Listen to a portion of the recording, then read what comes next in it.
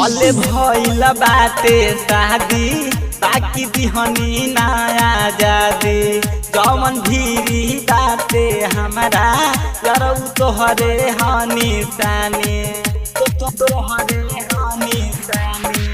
भले भइल बाटे शादी बाकी दिहनी नया आजादी जवन भीरी हमारा बाटे जरऊ तोहरे हनी सानी पियावा के संगे नाही हऊ भइल बा पियावा के संगे नाही हऊ भइल बा तयरऊ पहिले भइल बाटे जवन तोहरे कइल बा जवन पहिले भइल बाटे लइका तोहरे कइल बा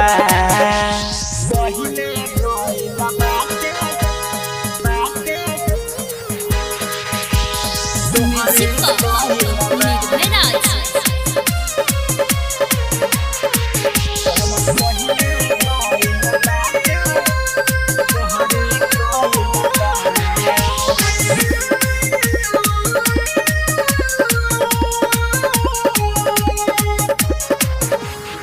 नीरज नाही बोला कौआ हमरा के तू बोले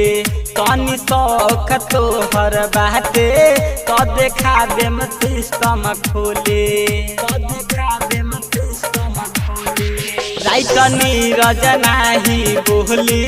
कौआ हमरा के तू बोले सब शौक तोहर बाटे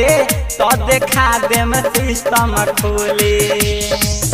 डीजे विकास रंजित कुछौ न कइल बा मनोज दीवाना नाही कुछौ कइल बा तयरऊ पहिले भइल बाटे जवन तोहरे कइल बा यरऊ पहिले जवन भइल नानका तोहरे कइल बा ससुरा से आइल बानी पियावा के माना के काहे तू बैठल बार मुहावा घुमा के ससुरा से आइल बानी पियावा के माना के काहे तू बैठल बार मुहावा घुमा के माफ कर द गलती जवन हमसे भइल बा माफ कर द गलती जवन हमसे भइल बा तयरऊ पहिले भइल बाटे जवन तोहरे कइल बा जवन पहिले भइल बाटे लइका तोहरे कइल बा।